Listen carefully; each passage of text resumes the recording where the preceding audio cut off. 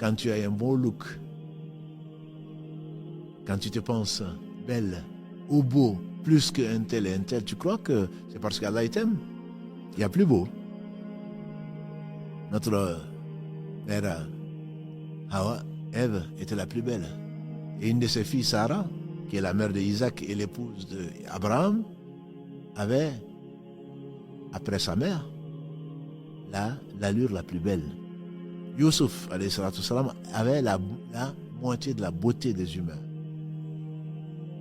Et ça leur a servi, qu'ils ont mis dans le bien, ils ne sont pas tombés dans le péché.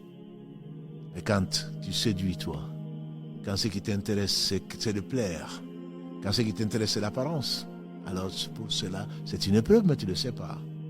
Pire encore, tu vas te moquer des gens que Allah a éprouvés, soit par la cécité, soit par autre chose. La cécité, prenons-la. Le prophète sallallahu alayhi wa sallam a dit, celui qui est éprouvé par la perte de ce qu'il aime le plus. Les savants sont unanimes pour dire, ce sont les yeux. S'il patiente, il n'aura pas d'autre récompense que le paradis.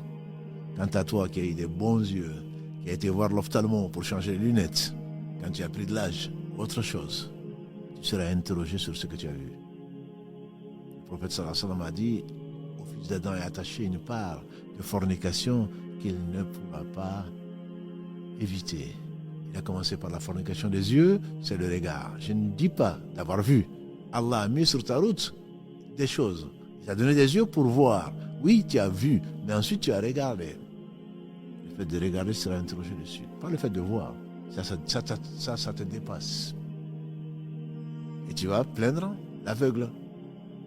Et comme Allah dit, subhanahu wa ta'ala, dans ce très beau verset sur lequel il faudrait qu'on revienne, tu vois que le temps passe très vite, qui est le verset 46 de la sourate Al-Hajj, la sourate 62. La ta'ama al-absar.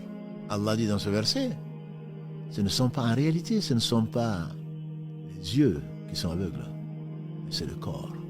Allah tifi sudur. C'est les cœurs qui sont dans la poitrine, c'est eux qui sont aveugles.